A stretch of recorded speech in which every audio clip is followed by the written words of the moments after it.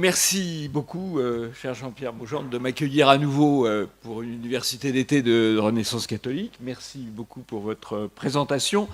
Pardon si j'ai un téléphone, mais je suis coupé de toute imprimante depuis plusieurs semaines en raison d'un nomadisme de vacances. Et donc, je vais être obligé de regarder un peu l'aide-mémoire sur l'ordinateur et sur le téléphone. Alors, avant d'essayer de tirer les leçons de ces 18 mois maintenant de délire covidien, je vais d'abord décrire, au fond, le feuilleton que nous vivons.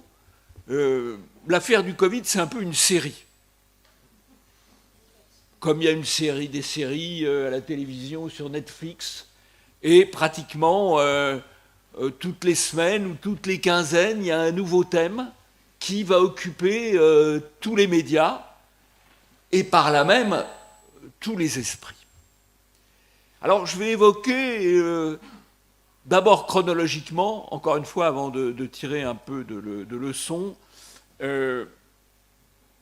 ces différentes séquences. Alors la première séquence, quand on a commencé à parler du virus apparu en Chine, la première... Ah voilà, ça c'est le problème des ordinateurs, ça s'éteint. Ça, c'est pour sauver l'énergie, c'est sauver la planète quand même, donc il n'y a rien à redire là. La première question a été grande peste ou grippette. Et si vous regardez les principaux médecins médiatiques, Raoult compris d'ailleurs, à un moment ou à un autre, ils ont été sur la thèse grippette ou sur la thèse grande peste. Alors, je vais là être un peu factuel avant, parce que il faut quand même être un peu factuel avant de décrire tout ce qui s'est dit lors de ces différentes séquences. En fait, ce n'est ni une grippette, ni une grande peste. C'est pas une grippette parce que, à minima, pour deux raisons. D'abord, c'est du point de vue létal plus important qu'une grippe, ou en tout cas plus important que la majorité des grippes, sauf les grippes un peu plus fortes qui peuvent survenir tous les 4 ou 5 ans. Et c'est donc plus létal qu'une simple grippe. Et ce qui est peut-être l'élément le plus troublant, c'est que ce n'est pas saisonnalisé. C'est-à-dire que la grippe, quand même, en gros, c'est novembre-avril ou novembre-mars. Là, apparemment, le virus peut circuler de manière non saisonnalisée. Donc, ce n'est pas une grippette, c'est objectivement un peu plus ennuyeux qu'une grippe. Ce n'est pas non plus une grande peste. Alors c'est un peu plus qu'une grippette aussi, parce que c'est un élément quand même d'occupation des services hospitaliers, des services de réanimation, comme l'ont d'ailleurs les grippes les plus importantes, ou des séquences dans la presse où on voit les hôpitaux sont saturés par la grippe, les services d'urgence sont dépassés, les services de réanimation sont dépassés. Il y en a eu encore récemment, il y a quelques années, mais ce n'est pas tous les ans. Donc, c'est un peu plus qu'une grippette. Ce n'est pas non plus une grande peste, parce qu'une grande peste, ça pouvait tuer la moitié de la population d'une ville. C'est évidemment pas le cas. Et surtout, les grandes pestes tuaient toute génération confondue. Or, le Covid tue essentiellement des personnes âgées et généralement avec des comorbidités. Je ne dis pas que c'est une bonne chose, et c'est souvent quelque chose qui peut peiner évidemment les proches, mais ce n'est pas du tout pareil. En gros, le Covid, il ne tue pas d'enfants, sauf de manière, depuis le début de l'épidémie et jusqu'à fin juillet, vous avez eu en France 15 enfants, adolescents compris, 15 personnes de moins de 19 ans. C'est-à-dire que c'est évidemment c'est très, très, très triste pour ces cas-là, bien sûr, mais c'est extrêmement, extrêmement rare, tous ayant d'ailleurs par ailleurs des comorbidités. Et donc, ce n'est pas une grande peste. Alors, quelques chiffres quand même. On était à fin juillet à 110 000 morts attribués au Covid dans les statistiques de Santé publique France. Je dis bien attribués au Covid. Si on prend les chiffres sur lesquels on a un peu d'études statistiques, à fin 2020, je pense qu'on peut extrapoler à fin 2021, mais je prends les chiffres de 2020 parce que c'est là-dessus qu'on a vraiment les statistiques pertinentes.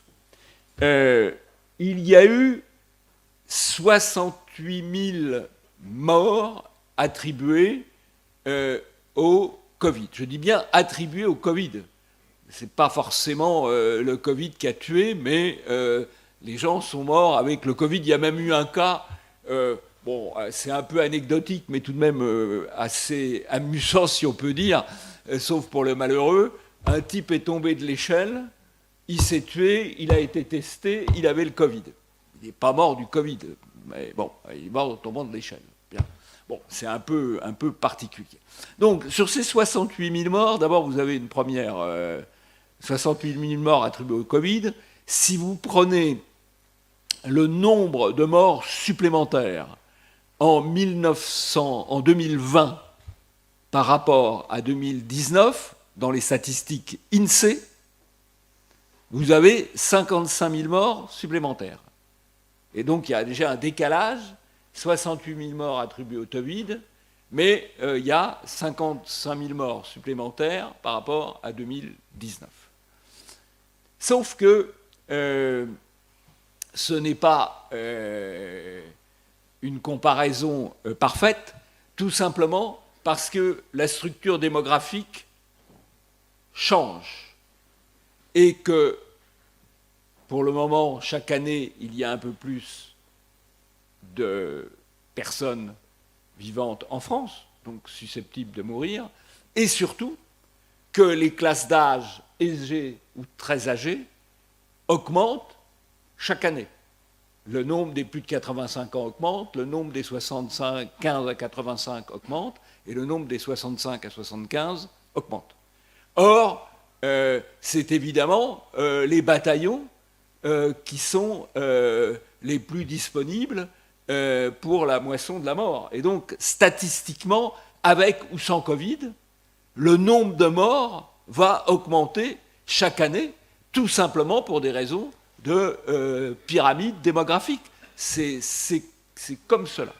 Et donc, si on corrige, l'INSEE l'a fait, les chiffres de 2020 pour les comparer à 2019 à pyramide démographique, à situation de pyramide démographique équivalente, on n'est pas à 55 000 morts de plus, mais à 45 000, ce qui n'est pas négligeable. Si maintenant on corrige, parce que l'année 2019 était une année à faible mortalité, parce que la mortalité, elle n'est pas équivalente d'une année sur l'autre, si on compare sur les 3 années précédentes, ce qui a été fait par des statisticiens, pas par l'INSEE, mais par d'autres statisticiens, on arrive, si on compare le nombre de morts de 2020 à structure démographique équivalente par rapport à 2019, 2018, 2017, on arrive à 22 000 morts de plus. Donc, incontestablement, il y a un effet Covid, mais cet effet Covid, il n'est pas à hauteur des 110 000 morts dont on nous rabat les oreilles, il est à hauteur de 22 000 morts, principalement, sinon exclusivement, parmi la population âgée ou très âgée. Voilà. Ce qui, quand même, conduit à relativiser les choses. Moi, je dis ça avec une certaine décontraction, je peux le dire, dans la mesure où j'appartiens à la catégorie qui devient exposée, mais exposée, bah oui, à tout, forcément, au Covid et au reste. Voilà, donc, ça doit permettre quand même de relativiser les choses. On ne peut pas dire que le Covid n'existe pas, qu'il n'a pas un effet sur l'espérance de vie des gens. On ne peut pas dire qu'il n'existe pas parce qu'il a effectivement, c'est sans doute un des sujets assez préoccupants, il a un effet il peut avoir un effet sur la saturation du système hospitalier. Donc on ne peut pas nier que ça existe. Mais ça n'est absolument pas le monstre dont on nous rabat les oreilles. De toute façon, la mort fait partie de la vie, que ce soit par le Covid ou par un autre moyen. Voilà, donc voilà pour la partie factuelle. Ça existe, mais c'est pas non plus loin s'en faut la peste. Alors maintenant, je vais décrire les différentes séquences. Alors la première séquence, après la séquence en fait grande peste grippette, ça a été la séquence pangolin. Vous vous souvenez, on a trouvé la source du Covid, c'est le pangolin. Alors ça, c'est une opération formidable de communication, parce que c'est un animal bizarre, sorti du fond des âges, que les Chinois, qui sont quand même pas bien clairs, mangent et vendent sur des marchés pas bien clairs. Et donc, ça s'est répandu comme le choléra, si j'ose dire, sur ce bas monde. Là, le pangolin. Un petit peu, moi je pense que c'est un peu une opération de désinformation, comme il y avait eu, vous savez, avec c'est ancien, les couveuses de Kuwait City. On avait expliqué que, heureusement que les Américains étaient intervenus contre le méchant Saddam Hussein pour défendre le gentil petit Koweït, parce que la soldatesque de Saddam Hussein, en arrivant à Kuwait City, avait débranché les couveuses. C'était une opération de pure communication qui avait fort bien marché. Fort bien marché. On justifie une guerre par un mensonge. Vous noterez d'ailleurs que l'immense président Macron, que Dieu le préserve, lumière du monde, phare de l'humanité, lord protecteur de notre santé. C'est une formule rituelle que je vous conseille d'utiliser quand on vous demande le pass sanitaire. Ça complète un peu le pass sanitaire. Donc l'immense président Macron a dit « Nous sommes en guerre ». Et quelle est la première victime de la guerre? C'est la vérité. Et donc là, le pangolin, ça a été formidable pour, en fait, dévier l'attention sur l'origine réelle du virus, ou l'origine possible du virus, à savoir sa sortie du laboratoire de Wuhan, inauguré quand même, c'est assez hallucinant, par le Premier ministre français, M. Cazeneuve, et le directeur de l'INSERM de l'époque, M. Lévy, le mari de Mme Buzyn. Personnellement, quand j'ai vu les premières photos circuler sur Internet, sur les réseaux sociaux, de Cazeneuve et Buzyn inaugurant le laboratoire de Wuhan ville d'où est parti le virus. Je n'ai pas relayé parce que je disais c'est pas possible. Je n'ai pas relayé immédiatement. Après, j'ai vérifié et c'était bien possible. Et donc, dans un premier temps, on vous a dit, il y a en février ou mars 2020, on expliquait qu'évoquer l'hypothèse d'une sortie du virus du laboratoire, c'était complotiste. Or, à partir du moment où le virus circulait, il y avait deux hypothèses. Il y avait l'hypothèse d'une évolution naturelle et l'hypothèse d'une sortie volontaire ou accidentelle du laboratoire. Les deux hypothèses devaient être envisagées. Et pas dire, il y en a une, non, qui est interdite. Et il y avait une hypothèse qui était considérée comme interdite, qui était l'hypothèse dite complotiste. Là, c'est un élément de la diabolisation. Mais complotiste, vous êtes complotiste et intégriste. Ça n'arrange pas votre affaire. Donc, c'est une hypothèse, et la raison consiste à admettre l'hypothèse.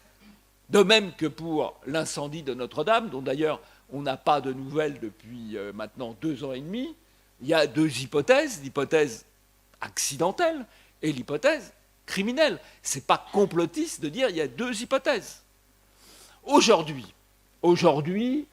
il y a de plus en plus de publications de scientifiques qui retiennent l'hypothèse d'une sortie du laboratoire. C'est aujourd'hui l'hypothèse la plus probable, pas certaine, mais l'hypothèse la plus probable. Et c'est une hypothèse qui était considérée. Il y a eu plein d'articles, des fact-checkers. Fact-checkers, c'est ceux qui rétablissent la vérité. Alors, les fact-checkers, ils sont quand même dans de grands établissements, à l'AFP, au Monde, à Libération, et j'en oublie. Donc, ils avaient rétabli la vérité. C'est complotiste de dire que ça sort du labo. Aujourd'hui, c'est l'hypothèse la plus probable. Exit ce malheureux pangolin qui aurait matière à saisir la 17e chambre correctionnelle pour diffamation. Mais bon, je ne sais pas s'il le fera, enfin, on pourrait lui suggérer. Et donc on verrait Jean-Pierre Maugendre convoqué, et puis le procès d'après, le pangolin portant plainte contre Libération. Voilà, ce serait pas mal. Alors après, on a eu la séance le croque-mort s'adresse à vous à 18h. Alors, je ne sais pas si vous vous souvenez, c'était le professeur Salomon, qui était le directeur général de la santé, qui arrivait tous les soirs et qui annonçait le nombre de morts du Covid. Et évidemment, c'était tout à fait impressionnant, d'autant plus qu'on ne rapportait pas le nombre de morts du Covid au nombre de morts pour d'autres causes. Nombre de morts attribués au Covid. Il faut savoir qu'en France, en moyenne, il meurt, suivant les saisons, entre 1500 et 2000 personnes par jour. Voilà, c'est ça la réalité. Et donc, tous les soirs, alors évidemment, ça devient obsessionnel, quoi. Voilà, donc on a eu cette séance-là. On a eu ensuite, avec l'excellente Sibeth Ney dans le rôle titre, la comédie des masques. Puisque vous vous souvenez que les masques que nous sommes obligés de porter aujourd'hui dans beaucoup de lieux, y compris en plein air. Alors, il faut dire qu'il y a des gens qui font du zèle. Moi, j'ai vu des gens porter un masque sur un télésiège. Il y a quand même, remarquez, ça veut dire qu'il fonctionnait, c'est déjà bon. Alors que bien, mais faut pas oublier qu'il y a 16 mois, le masque était interdit. parce qu'il était inutile. Et aujourd'hui, il est obligatoire. En fait, je crois que dans les deux cas, il est imparfait, c'est-à-dire qu'il peut laisser passer des virus à l'entrée ou à la sortie, mais il en bloque un certain nombre. Donc effectivement, on peut parfaitement dire ah ben, ça ne sert à rien parce que ce n'est pas parfait, ou on peut dire c'est obligatoire parce que ça limite quand même la circulation. Bon. Mais souvenez-vous, il y a 16 mois, on vous disait il ne faut pas le porter. C'est interdit, c'est pas civique de le porter, en fait, parce qu'il n'y en avait pas. Voilà, pas compliqué. Ensuite, on a eu une séquence sur l'étude randomisée. On va faire une étude randomisée pour voir l'efficacité de différents médicaments. Et il y avait le grand espoir qu'un antiviral, le Remdesivir, je crois, allait régler tous les problèmes. C'était un produit de Gilead qui avait le grand avantage d'être coûteux. Alors je vais vous dire pourquoi l'avantage d'un médicament d'être coûteux, c'est que si un médicament est coûteux, nouveau, vous avez les moyens de financer une étude randomisée, puisque c'est les laboratoires qui les payent, et les laboratoires n'ont pas d'intérêt à payer une étude randomisée qui coûte cher pour des produits qui sont très bon marché. Voilà. C'est ce qui explique qu'on n'a pas encore d'études randomisées, en tout cas je ne connais pas, il y en a peut-être à l'étranger, sur la chloroquine, dont l'efficacité n'est peut-être pas absolument certaine, ou l'ivermectine. Nous n'avons pas en France d'études randomisées, et donc c'est assez difficile de savoir ce qui marche ou ce qui ne marche pas. Mais pendant quelques semaines, on nous a dit il y a l'étude, on attend l'étude, voilà, et une fois qu'on aura l'étude, voilà. Et puis, l'étude n'a pas donné les résultats attendus, puisque le Remdesivir s'est avéré non seulement inutile, mais même nocif. Donc, on est passé à autre chose. Et puis, on a eu, alors ça, c'est assez extraordinaire, on a eu le Lancet, l'étude du Lancet.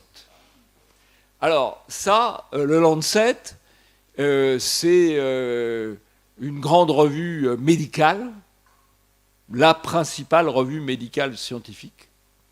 Mais il est assez rare qu'une étude scientifique fasse la une de tous les journaux et la une du 20h. Et vous avez une étude du Lancet qui a été annoncée en une avec le ton qui va bien sur France 2, sur TF1 et tout. Et cette étude, elle expliquait que la chloroquine, ça ne marchait pas.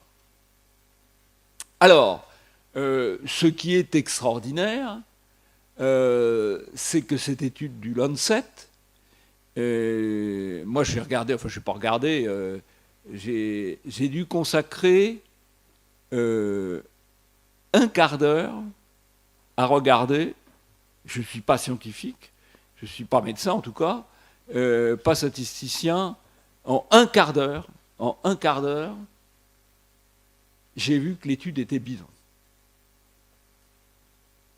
Et cette étude bidon, je vais vous expliquer comment j'ai vu que c'était bidon. Cette étude bidon d'une grande revue scientifique a été publiée d'abord dans une grande revue scientifique, ce qui est tout de même étonnant, et elle a été annoncée en une de tous les journaux, et elle a d'ailleurs permis à M. Véran d'interdire la chloroquine dans les 24 heures. Or, cette étude a été fabriquée à partir de statistiques bidonnées. Il y a d'ailleurs dans les auteurs, c'est absolument hallucinant, quand on remonte la filière de l'étude, on voit qu'il y a une société dans laquelle il y a une call girl. Ce qui peut être scientifique par ailleurs, c'est pas incompatible. Faut quand même être bon. Alors, comment j'ai découvert que j'ai découvert, et beaucoup d'autres l'ont fait très vite, peut-être avec d'autres arguments, que cette étude était bidon. C'est que vous aviez l'étude, elle était censée porter sur beaucoup de pays.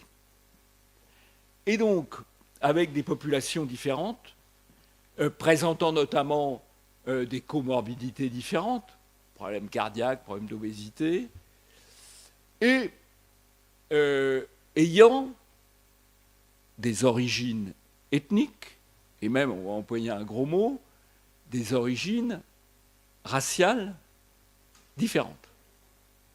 Sauf que si vous avez des statistiques américaines, vous allez avoir des statistiques américaines sur les Afro-Américains, les Blancs, les Hispaniques, parce que les Américains font ce type de statistiques. Mais quand vous voyez qu'en France, les gens qui ont sorti l'étude vous publient des statistiques raciales, là vous vous dites, comment ils ont fait? C'est interdit en France. Et l'étude du Lancet avait les catégories raciales proches des catégories américaines sur la partie française de l'étude. Donc, rien que cela, il y a beaucoup d'autres arguments, rien que cela, d'ailleurs, assez rapidement quand même, en 24 ou 48 heures, tout le monde a reconnu que l'étude du Lancet était bidon. Sauf que les gens ont retenu ce qui a été annoncé en une de tous les journaux. Et la chloroquine est toujours interdite aujourd'hui. Honnêtement, je ne suis pas convaincu. Je ne crois pas qu'il y ait d'études qui prouvent l'efficacité de ce produit. Bon. Mais en tout cas, l'étude qui prouvait non pas l'efficacité, mais la nocivité du produit, soit dit par parenthèse, la chloroquine, dès que vous allez dans les pays à palu, vous en avez pris, vous avez pris une forme comparable. Bon, voilà. Mais l'étude était bidonnée. Eh bien, elle a été promue aux 20 heures. Alors ensuite, il y a les bonnes recettes de l'alarmisme médiatique. Alors ça, l'alarmisme médiatique, il joue gagnant à tout coup. Parce que, si vous voulez, il y a tous les jours une foule de chiffres qui tombent. Alors, il y a les chiffres de contamination, les chiffres d'hospitalisation, les chiffres de réanimation, les chiffres de décès. Et ils sont décalés dans le temps. Donc, il y a d'abord il y a un moment où on vous affole sur les chiffres de contamination, puis sur les chiffres d'hospitalisation, puis sur les chiffres de réanimation, puis sur les chiffres de décès. On choisit toujours, les médias choisissent toujours le chiffre le plus inquiétant. Et puis, il y a, c'est un peu mathématique, mais il y a le chiffre, il y a la dérivée première, qui est l'augmentation du chiffre par rapport au jour précédent ou à la semaine précédente, et il y a la dérivée seconde, qui est l'augmentation de l'augmentation ou la diminution de l'augmentation. Bon. Et donc, on choisit toujours... Alors, vous voyez, vous avez quand même beaucoup de chiffres possibles, hein, puisque vous avez sur chaque chiffre, ça fait déjà 12 chiffres. Ensuite, vous pouvez régionaliser. Donc, vous allez focaliser sur les Antilles. Bon. Et puis, vous pouvez focaliser aussi sur le monde entier. Alors, le monde entier, c'est formidable. Vous allez annoncer 1000 morts en Inde, c'est terrible. Ben, 1000 morts en Inde, hélas, c'est très peu par rapport à la population indienne. Donc, on choisit toujours le chiffre.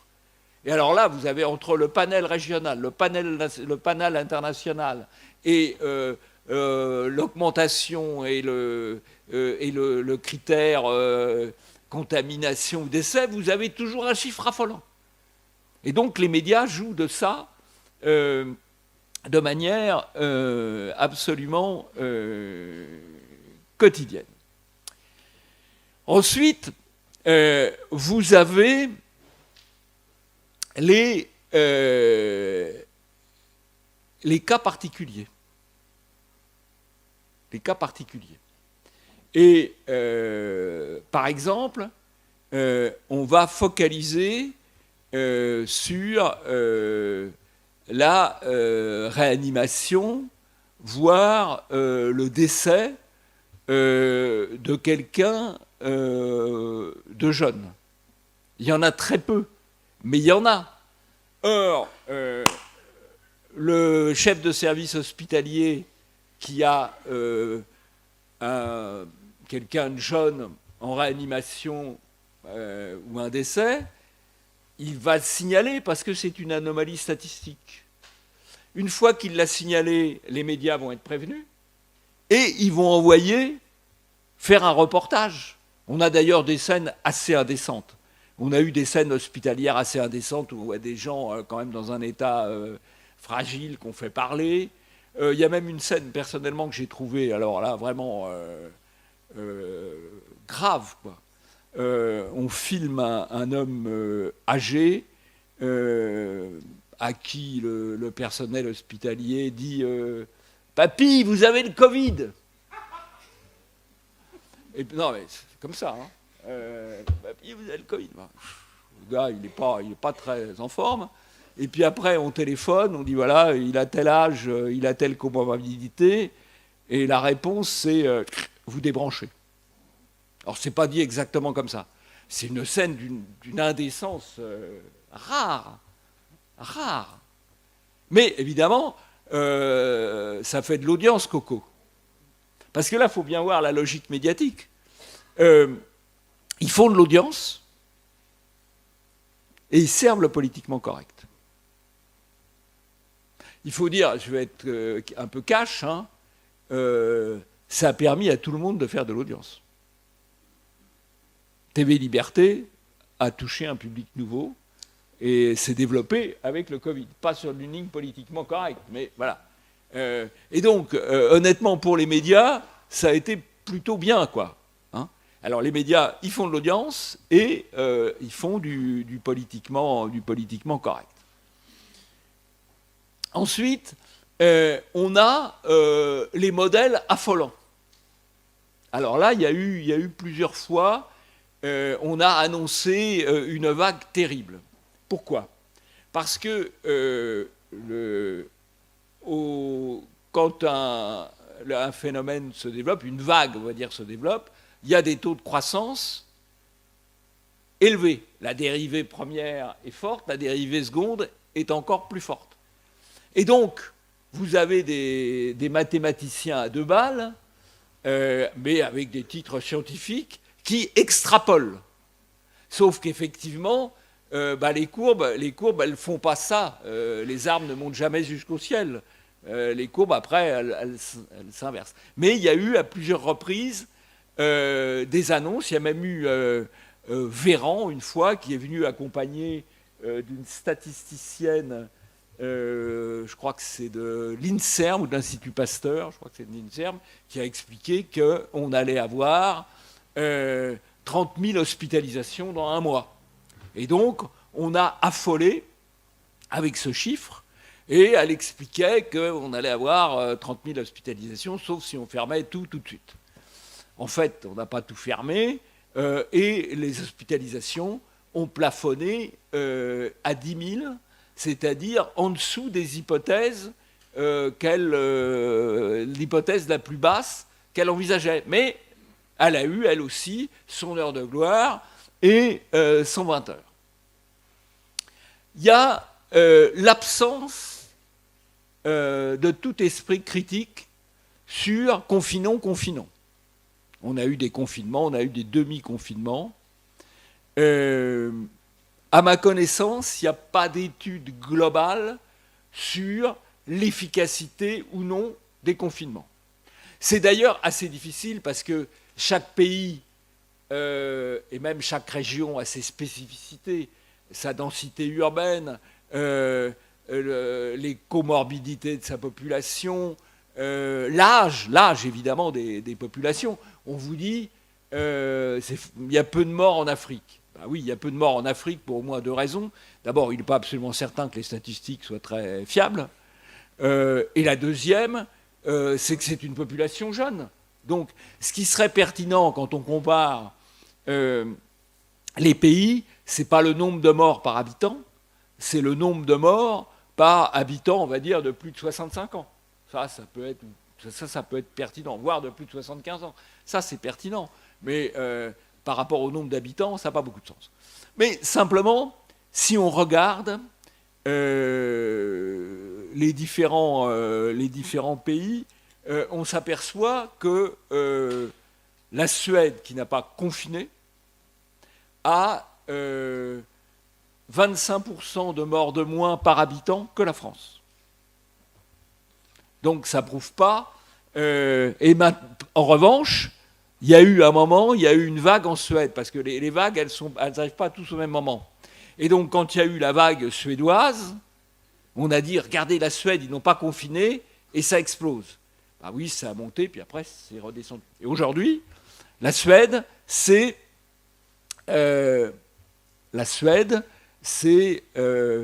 un quart de morts par habitant en moins que la France. Et la Suède, contrairement à ce qu'on pense, ils ont une population assez dense, parce qu'effectivement, on dit la Suède, c'est très grand, et ils ne sont que 10 millions. Sauf que la majorité des Suédois, ils vivent dans quelques grandes villes, bon, un peu moins importantes que Paris, c'est vrai, mais ils vivent dans quelques grandes villes. Bon, on a eu aussi le cas aux États-Unis. On a eu le cas des États-Unis à un moment, on a beaucoup focalisé sur les morts aux États-Unis. Les États-Unis ont un peu plus de morts par habitant que la France, mais ils ont aussi plus de comorbidités, notamment d'obésité. Bon, donc ça peut être une explication. Alors, évidemment, les morts aux États-Unis ont été attribués à Trump. Alors, ce qui est assez pittoresque, c'est qu'en fait, les morts, le nombre de morts le plus important aux États-Unis, c'est dans les États démocrates, et non pas dans les États républicains. C'est pas parce que les républicains sont forcément meilleurs que les démocrates, c'est que simplement les grandes villes avec beaucoup d'obèses ou d'Afro-Américains obèses et d'Afro-Américains obèses, bah, c'est des villes démocrates. C'est la côte Est, c'est la côte Ouest. Donc ça ne prouve pas que les démocrates sont pires. Mais les morts étaient attribués à Trump. Voilà. Ce qui est intéressant aux États-Unis, c'est qu'il y a des États voisins, avec des populations voisines, qui ont confiné ou non confiné.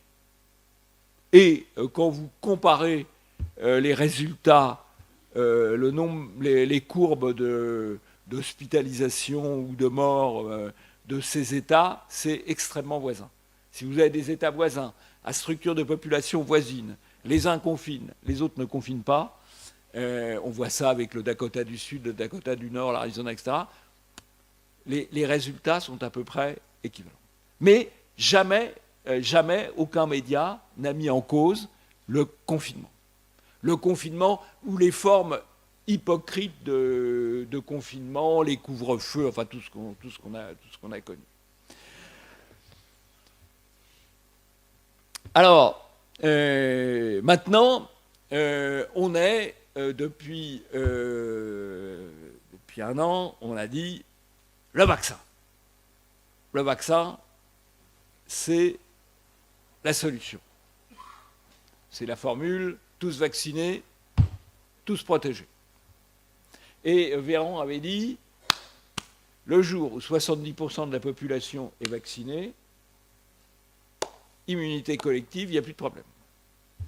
Aujourd'hui, 70% de la population est vaccinée, et le truc continue de circuler, enfin pas non plus de manière affolante, mais enfin, il continue de circuler. Et donc, là aussi, alors, le vaccin, c'est un sujet assez compliqué, sur lequel il est interdit d'avoir une opinion un peu, on va dire, critique, ou différentes. Alors, c'est un peu compliqué. Si on fait les choses simplement, si on fait les choses simplement, on peut dire que globalement, il est probable que l'avantage bénéfice-risque soit du côté du vaccin au-delà de 75 ans, voire 65 ans, voire 60 ans. Bon. Ce qui explique que le président Le Pen, lui, il est pour le vaccin. C'est vrai qu'il est dans une période à risque. Voilà, c'est comme ça. Bon.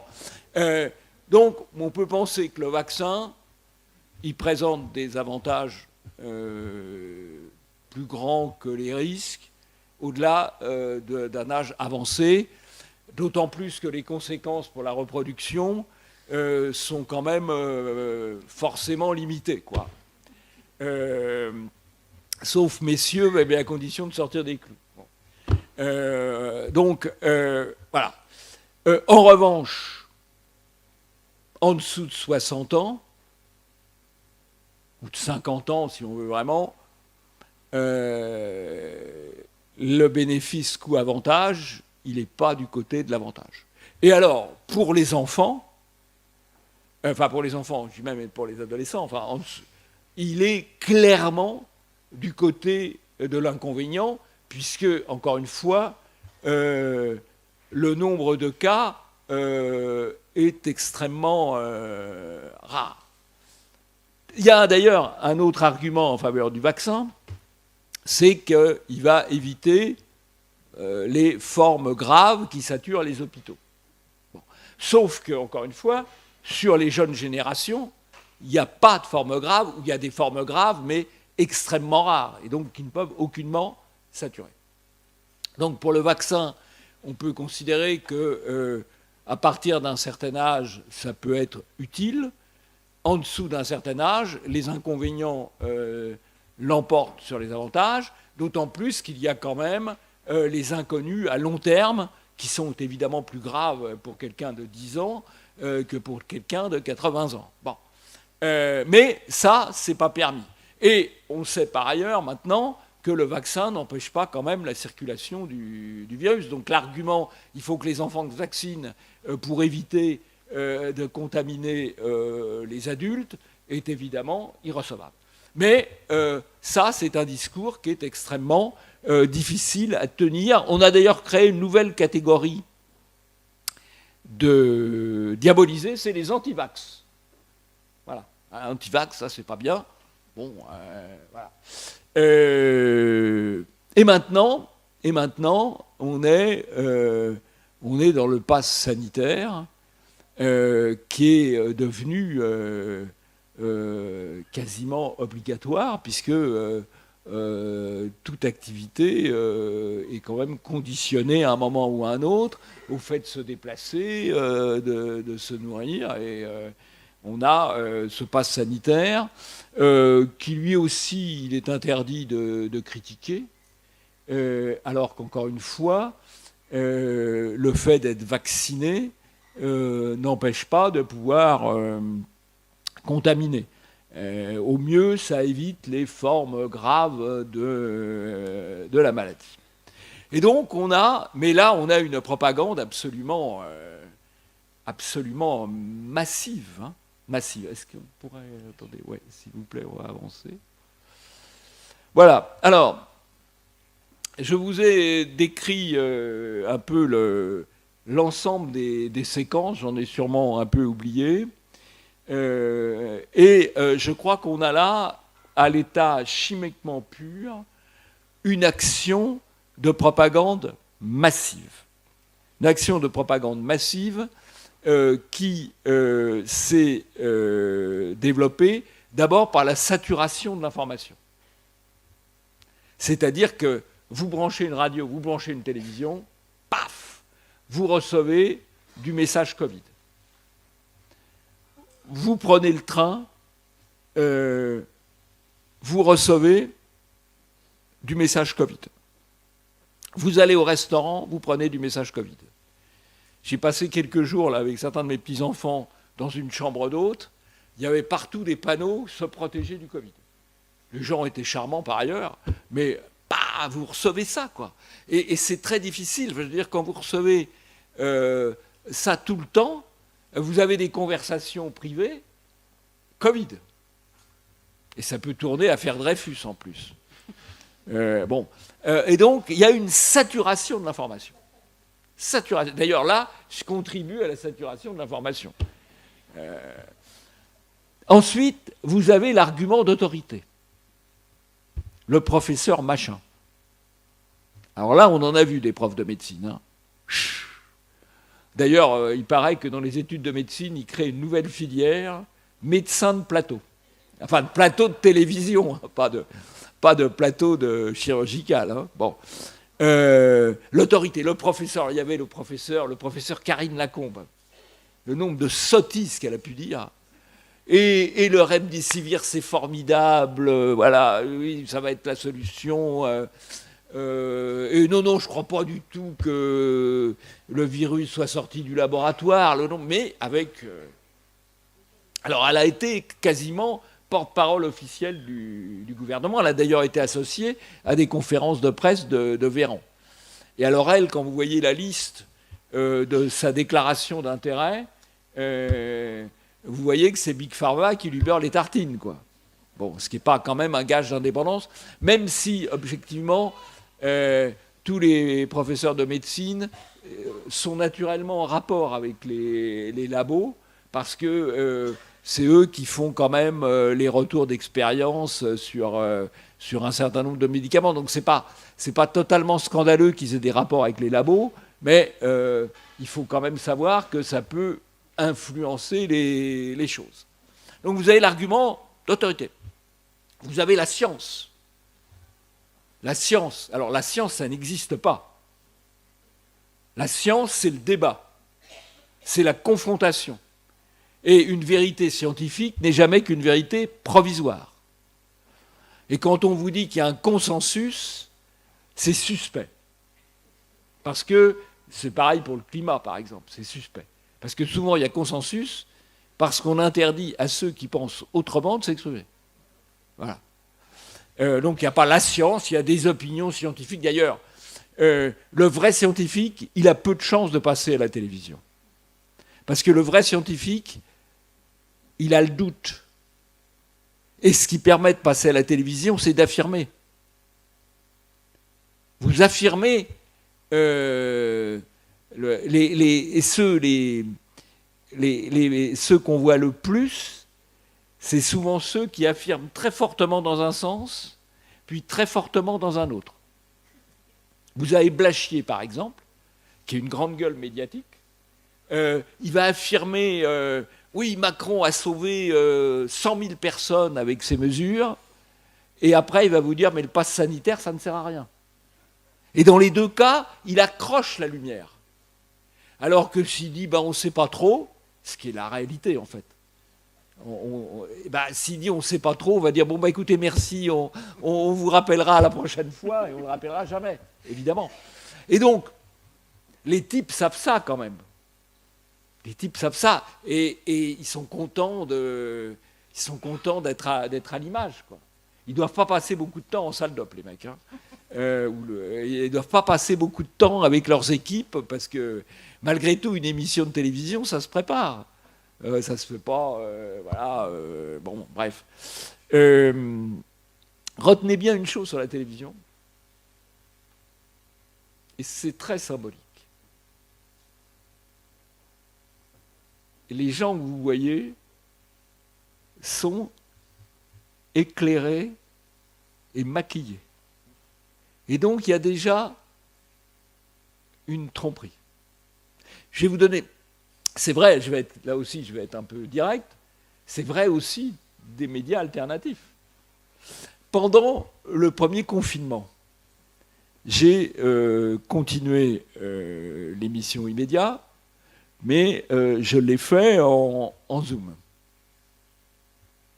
Donc, avec un éclairage médiocre, l'absence de studio, l'absence de maquillage.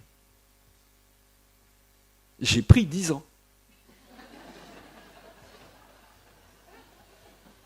Eh oui. Et donc, si vous voulez, quand je suis revenu en studio, j'ai dit, voilà. Ben, ça, c'est comme ça. Alors, le maquillage a un autre effet, c'est qu'il lisse les traits. Et donc, qu'il aide à dissimuler. Et donc, quand vous voyez quelqu'un à la télévision, sachez qu'il y a toujours ça derrière. Mais c'est enfin, je veux dire, c'est normal aussi. Hein. Mais voilà. Alors, vous avez la saturation de l'information, vous avez l'autorité, vous avez la science, vous avez l'émotion. C'est-à-dire, on choisit toujours le cas particulier. Voilà. Et si vous dites, bah oui, mais il n'y a eu que 6 morts parmi les enfants de moins de 10 ans, ce qui est vrai, on va vous dire, oui, mais les parents du petit Léonard, ils ont eu beaucoup de peine. Oui, c'est vrai. C'est vrai. Et donc, tac, on vous attrape par l'émotion. L'émotion est l'émotion du cas particulier. Hein, c'est la formule, je ne sais plus trop à qui elle est attribuée. 1 500 000 morts, un mort, ça m'émeut, 1 500 000, c'est de la statistique. Quoi. Voilà. Bon, et là, on est dans le domaine de l'émotion. On est dans la diabolisation. La diabolisation de ceux qui sont contre. Et qui contribuent à répandre l'épidémie, les égoïstes qui répandent l'épidémie. Il y a eu, tiens, c'est dans l'IB d'aujourd'hui, il y a je vous recommande la une, je pense que c'est votre lecture quotidienne. Tous les matins. La une de l'IB, elle est sur un repenti. La une. Un anti-vax repenti qui dit j'ai été égoïste, c'est très mal, etc. La une de l'IB. Alors, ça, c'est le système soviétique, quoi. Ou chinois, l'autocritique, ou Orwell, le repenti. Voilà. Et donc, il y a pas mal de reportages sur le non-vacciné qui attrape le truc, ça peut arriver. Et donc,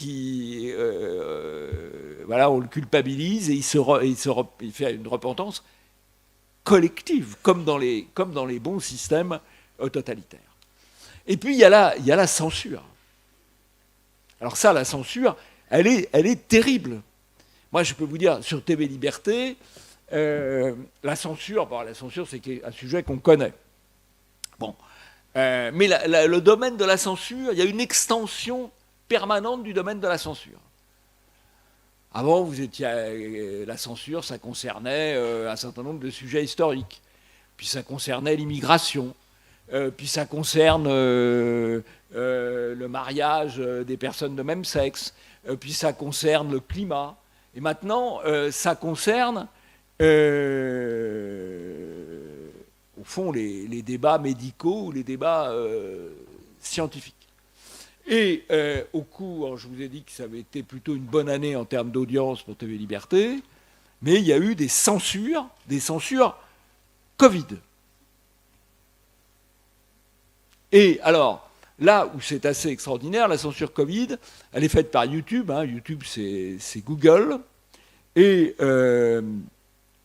YouTube a 2 pages de recommandations sur le Covid. Ce que vous devez dire, ce que vous ne devez pas dire. Et alors, c'est là que c'est assez extraordinaire. C'est que sur Immédiat, on a été censuré sur le Covid. Simplement pour avoir dit qu'il y avait un décalage entre l'alarmisme médiatique et les chiffres officiels. Donc simplement pour avoir dit qu'il y a un décalage entre les chiffres officiels et la présentation qui en est faite, on a été censuré. Mais les règles de Google sur la censure Covid, Google ne les respecte même pas. Parce que les règles de Google, en gros, vous ne devez pas dire des choses contraires aux autorités gouvernementales, à la position des autorités gouvernementales, et vous ne devez pas dire des choses contraires à l'OMS. Sauf qu'il y a des divergences. Et je vais vous donner deux exemples, indépendamment des exemples de TV Liberté où ils ont censuré, moi ils m'ont censuré sur ce que je vous ai raconté, mais ils ont aussi censuré une interview de Madame Orion Claude. Mais ils ont censuré, Code, oui. Ils ont censuré le gouverneur de Floride, autorité gouvernementale. Non, le gouverneur du Texas, autorité gouvernementale, a organisé une conférence qu'il a filmée avec des scientifiques exprimant des opinions, comme des scientifiques doivent le faire, différentes les uns des autres. C'est une autorité gouvernementale, il donne la parole à des scientifiques, il y a des points de vue différents, il a été censuré. On m'entend mal ? Pardon. Il a été censuré. Or, c'est une autorité gouvernementale, mais qui disait des choses que Google considérait comme contraires à ce qui devait être dit. Deuxièmement, en France, vous pouvez être censuré si vous critiquez la vaccination des enfants. Or, l'OMS, encore aujourd'hui, est contre la vaccination des enfants ou des adolescents, enfin des jeunes générations. Et donc, il y a une contradiction, mais Google censure. Alors, il n'y a pas que Google, d'ailleurs, il y a Facebook, il y a Twitter, il y a tous les réseaux censurent, ce qui rend les choses extrêmement difficiles. Alors, tout ceci... Attends, il faudrait qu'on avance un peu, puis on reviendra en arrière, parce que je reviendrai sur les... Alors, on peut dire, au-delà de ce phénomène Covid, on assiste en fait à la mise en œuvre d'une stratégie du choc. La stratégie du choc, ça a été théorisé par une Américaine, Campbell, et qui consiste à dire que les grands bouleversements, les grands changements sont possibles quand on crée des chocs dans la population. De même que, si vous voulez, le cours d'une rivière n'est pas le produit d'une évolution lente. Le cours d'une rivière, il est provoqué par les catastrophes, par les inondations. C'est ça qui fait le cours d'une rivière, ou le changement de cours d'une rivière. Et bien de même, la stratégie du choc, c'est ce qui permet de changer la société. Alors, si vous regardez, qui profite de tout cela ? Eh bien, ce sont les GAFA. Google, Amazon, Facebook, Apple, qui bénéficient de cela parce que les gens passent plus de temps sur leurs écrans, parce que les gens passent plus de temps par des commandes, des livraisons. Et ces grandes entreprises ont considérablement accru leur pouvoir depuis 1 an. Et globalement, les très grandes entreprises s'en sortent mieux que les autres. Et même si vous regardez dans le domaine de la restauration, les grandes chaînes, elles souffrent un peu comme les autres, mais elles souffrent avec patience, parce qu'elles savent qu'à la sortie de la crise, il y aura un certain nombre d'entreprises qui disparaîtront, et qu'ils pourront racheter des emplacements. Et donc les grandes chaînes de distribution, de restauration et tout, ils vont gagner au final à l'affaire.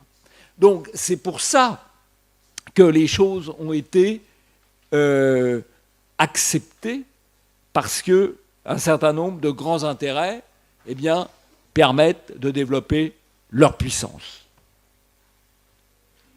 Je ne dis pas que c'est pour ça, je ne vais pas dire que c'est eux qui ont fabriqué le virus et qui l'ont sorti. Hein. Je ne dis pas ça. Je dis simplement que l'événement a été exploité par les puissants. De même,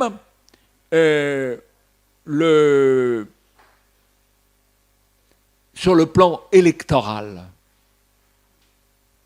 c'est ce qui a permis la réélection de Biden, notamment en permettant le développement du vote par correspondance. Le vote par correspondance, dont je rappelle qu'il a été supprimé en France en 1976, explicitement pour limiter la fraude électorale, et qui a été généralisé aux États-Unis à l'occasion de l'élection de Biden. Qui en profite? Macron. Macron, il compte sur le Covid. Sa gestion du Covid est une gestion électorale. Et il annoncera les bonnes nouvelles au mois de février ou mars. Et s'il peut, entre-temps, avoir développé le vote électronique ou le vote par correspondance, il ne s'en privera pas. C'est aussi une répétition générale du contrôle social. Parce que le pass sanitaire, au fond, c'est très simple. On pourra l'étendre à d'autres domaines. Et après, il suffit de débrancher tel ou tel individu, et c'est la mort sociale. Ça, c'est quelque chose qu'on voit décrire dans un certain nombre de fictions. Vous n'existez plus. Mais le pass sanitaire, l'extension du pass sanitaire à d'autres domaines permettra ça. C'est le système chinois, d'ailleurs. Vous avez des bons points ou des mauvais points. Et à la fin, vous pouvez prendre le train. D'ailleurs, c'est le cas aujourd'hui. Moi, j'ai pu prendre le train hier parce que j'ai été contrôlé à l'entrée par 2 Africains dont je pense qu'ils n'avaient pas le pass sanitaire. En tout cas, ce n'est pas obligatoire pour ce type d'employé, et dont je ne suis pas absolument certain qu'ils avaient un titre de séjour. Voilà où on en est. Bon, enfin, pour le moment, mon pass n'est pas déconnecté, donc ça va. Mais ça peut arriver. Donc, contrôle social. Et puis, on aura, après, ça commence déjà, l'alarmisme climatique. Alors ça, c'est un autre sujet. Y a-t-il réchauffement? C'est une première question, je crois plutôt. Est-il d'origine anthropique? Ça, c'est évidemment beaucoup plus contestable. Mais c'est une manière aussi de contrôle social. Et puis il y a le grand recette. Le grand recette, c'est la numérisation générale. Et donc c'est un peu la répétition générale de ce qui va arriver. C'est d'ailleurs un des bons arguments utilisés par les gens qui organisent les manifestations contre le pass sanitaire. Y compris Philippot, pour lequel on a tous été un peu critiques à un moment ou à un autre, mais qui fait plutôt là un combat assez juste, il faut le reconnaître. Alors, est-ce qu'on pourrait remonter un petit peu, s'il vous plaît? Alors, je vais conclure, et vous verrez, je vais conclure par quelque chose d'optimiste. Alors, avant l'optimisme, il y a d'abord un certain nombre de dégâts à constater. Des dégâts en termes de liberté. Nous sommes quand même de plus en plus contraints. Des dégâts en termes de dignité. Je pense que les interdictions, il y a eu quelque chose d'absolument abominable l'an dernier. Quelqu'un qui devait rendre visite à son père mourant, qui a été bloqué à l'île de Ré. Et il y a beaucoup de gens qui se sont trouvés dans l'impossibilité d'être auprès de leurs proches au moment du passage. Ça, c'est grave. Un certain nombre de cérémonies funéraires à la sauvette. Et de manière totalement injustifiée. J'ai vu un enterrement à Saint-Roch. Saint-Roch, il y a de l'espace. 1500 personnes, une grande voûte, 35 personnes, limitées à 35 personnes, qui étaient d'ailleurs concentrées dans une chapelle. Absurdité, quoi. les problèmes de liberté, de dignité religieuse. Bon, il y a eu tous ces sujets de restriction des libertés et, encore une fois, des atteintes à la dignité. Et puis, il y a le développement des enfants. Un an d'écran. Je ne sais pas comment les petits-enfants peuvent se développer en voyant des gens masqués. Et donc, il y a, ça, on mesure mal encore l'effet à long terme, mais c'est considérable. Enfin, c'est potentiellement considérable. Il y a ensuite l'effet sur les naissances. Je vous ai parlé du nombre de morts.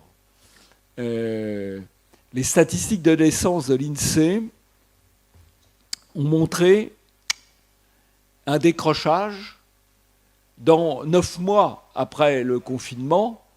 Évidemment, il n'y a pas eu, comme les gens l'imaginent un peu naïvement, un développement des naissances 9 mois après le confinement. Non, 9 mois après le confinement, il y a eu 10 000 naissances de moins.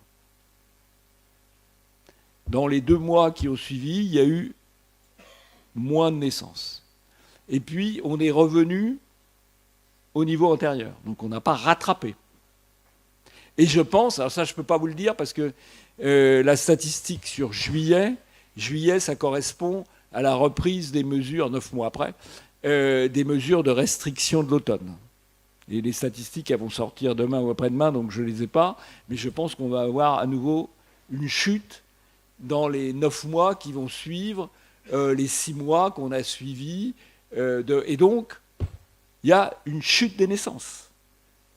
Alors, ce que je n'ai pas, c'est, parce que les statistiques, c'est difficile d'accéder aux données brutes, c'est de savoir si ça touche également toutes les populations ou si ça touche principalement les populations européennes, ça je ne sais pas. Mais en tout cas, il y a une chute des naissances dans un pays qui ne se renouvelle pas. En tout cas, dont les Européens sont loin de se renouveler.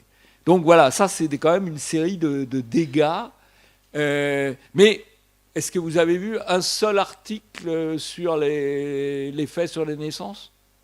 S'il y en a eu un moment en disant sur le mode Gaudriol, les naissances vont se développer, voilà. Bon. Mais sur les chiffres, aucun chiffre. Voilà. Il faut aller chercher, sur l'INSEE. Voilà. Et encore une fois, on n'a pas de détails précis, mais on a les chiffres. Voilà. Alors, je vais terminer par le côté... on va aller vers la fin, s'il vous plaît. Je vais terminer par quelques côtés positifs. Bon, d'abord, ça contribue malgré tout, ça montre la puissance de la propagande médiatique, et en même temps, comme dirait l'immense président Macron, que Dieu nous le garde, lumière du monde, phare de l'humanité. Il y a une certaine ruine de la crédibilité médiatique, ou plus exactement, les catégories qui successivement découvrent le mensonge médiatique s'étendent. Dans les catégories qu'ont découvert avant les autres les mensonges médiatiques, il y a eu évidemment les gens qui luttaient contre l'immigration. Il y a eu les catholiques de tradition, que je ne devrais appeler que catholiques d'ailleurs, je pense, normalement, voilà. Il y a eu ensuite les gens, ça va au-delà de cette catégorie, qui ont participé aux manifs pour tous. Il y a eu les gilets jaunes. Et il y a maintenant les gens qui s'opposent au vaccin obligatoire ou au pass sanitaire. Donc les catégories de population qui s'aperçoivent que les médias mentent augmentent. Et d'ailleurs, objectivement, la crédibilité des médias en France ne cesse de baisser depuis 20 ans. Et c'est une des crédibilités les plus basses par rapport aux pays voisins. Il faut dire d'ailleurs que même si l'Angleterre, même si l'Allemagne sont très conformistes, on découvre dans leur presse, notamment dans la presse britannique, et aussi dans la presse allemande, des choses qu'on ne découvre pas dans la presse française. Ne serait-ce que parce que la presse britannique comme la presse allemande ont des médias qui ne dépendent que de leurs lecteurs. C'est-à-dire il y a des journaux qui ont 2 millions de lecteurs, donc voilà, il faut qu'ils satisfassent. En France, évidemment, Libération, avec ses 60 000 lecteurs, il ne va pas être très dépendant de ses lecteurs. Hein. Bon. Et donc, il y a, ça c'est un des bons côtés, la critique des médias. Je crois que le côté le plus important pour l'avenir, c'est la ruine du crédit des juges. Des juges, là je ne parle pas des juges forcément judiciaires, je parle des juges constitutionnels et des juges du Conseil d'État. On nous dit depuis 40 ans, c'est l'état de droit. Ils défendent les libertés. Et au nom de la défense des libertés, eh bien, aucune loi sur l'immigration ou aucune loi sécuritaire n'a pu passer en étant efficace parce qu'elle était censurée par les juges constitutionnels ou censurée dans son application par le Conseil d'État, au nom de la défense des libertés. Et qu'ont fait les juges constitutionnels, qu'a fait le Conseil d'État depuis 1 an et demi? Ils n'ont aucunement protégé les libertés. Ils ont validé la quasi-totalité, à deux, trois rares exceptions près, la quasi-totalité des mesures liberticides du gouvernement. Pourquoi? En disant, écoutez, il y a 2 principes. Il y a le droit à la santé et il y a la liberté. Mais le gouvernement a pris des mesures proportionnelles, donc on les valide. Une des rares mesures qu'ils ont censurées, c'est une mesure qui visait à limiter le regroupement familial.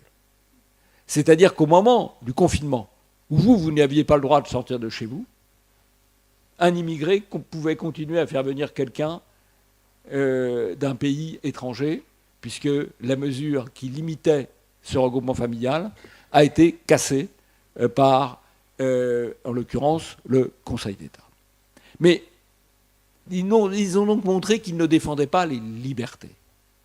Et par conséquent, et qu'au nom de l'urgence sanitaire, eh bien, on pouvait laisser de côté les libertés, et pas les libertés de quelques-uns, les libertés de tous. Par conséquent, ils ont perdu leur argument fort de défenseurs des libertés. Ils ne peuvent plus prétendre défendre des libertés, et je pense que cela légitime que le pouvoir du Conseil constitutionnel et du Conseil d'État soit remis en cause, et que les lois en matière d'immigration notamment échappent, ou en matière de sécurité, échappent à la censure du Conseil constitutionnel, échappent à la censure du Conseil d'État, dont il faut revoir les pouvoirs. Et j'attire votre attention sur le fait que dans l'élection présidentielle à venir, c'est ça le critère déterminant. Ce n'est pas les paroles en l'air que pourront donner tel ou tel candidat ou candidate. Le vrai sujet clivant par rapport aux questions identitaires, par rapport aux questions, et les questions identitaires sont évidemment considérables quand ils rendent 400 000 étrangers chaque année, le vrai critère clivant, c'est de savoir qui veut briser le pouvoir du Conseil constitutionnel et du Conseil d'État, parce que si ce n'est pas fait, quelqu'un qui va vous dire « je veux réduire l'immigration, mais je ne toucherai pas au Conseil constitutionnel, je ne toucherai pas au Conseil d'État », il ne fera rien. C'est ça le vrai sujet. Et le Conseil constitutionnel et le Conseil d'État étaient protégés jusqu'ici par le fait « nous défendons les libertés », ils ont montré que ce n'était pas le cas. Et je crois que tout ce qu'on nous a raconté depuis 40 ans sur l'état de droit est un mensonge. Ce qu'on appelle l'état de droit, c'est une dictature judiciaire. La dictature judiciaire, elle se montre tous les jours, en vous convoquant au correctionnel notamment. Et donc, il faut briser le pouvoir des juges. Et de ce point de vue-là, l'attitude des juges dans la crise sanitaire a permis d'éclairer les choses et de les priver de leur argument essentiel, de l'argument essentiel de leur pouvoir. Voilà, comme quoi, eh bien, finalement, le diable peut aussi porter pierre. Tout est grâce. Voilà.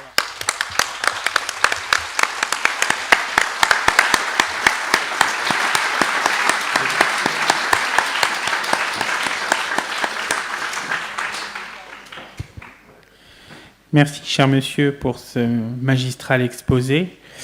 Malheureusement, le nombre de questions est inversement proportionnel au temps que l'on pourra y consacrer. Donc, je les ai regroupés en 3 grands thèmes. Exactement. Mais comme on est dans un événement privé, dans un lieu privé, on ne va pas s'embêter. Que pensez-vous de l'acharnement à vouloir vacciner systématiquement toute la population, du plus jeune au plus vieux ? Croyez-vous réellement qu'il y ait aujourd'hui 70% de vaccinés en France ? Alors, honnêtement, j'ai cité ce chiffre.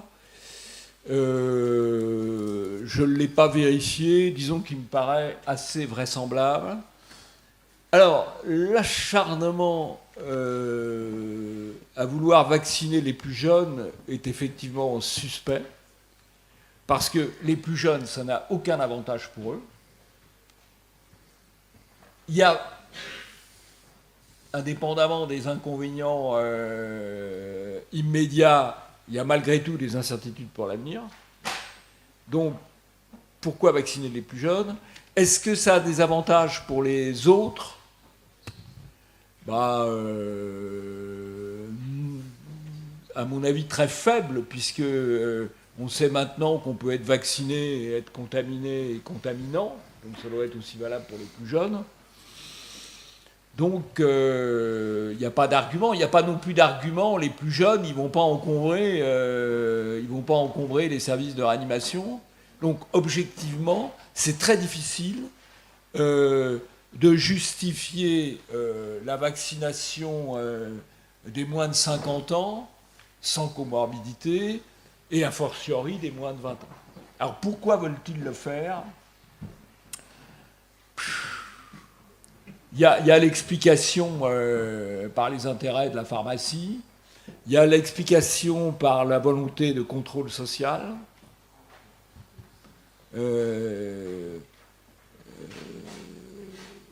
Je ne vois pas d'autres explications. Il y a la volonté d'affirmer le pouvoir de l'État sur les enfants. C'est de ce point de vue-là un peu à corréler avec l'interdiction de l'école à la maison. Je ne pense pas qu'il y ait d'arguments sanitaires recevables. Voilà. Donc s'il n'y a pas d'arguments sanitaires recevables, il y a d'autres arguments. Je ne sais pas, il y a peut-être d'autres... On va passer.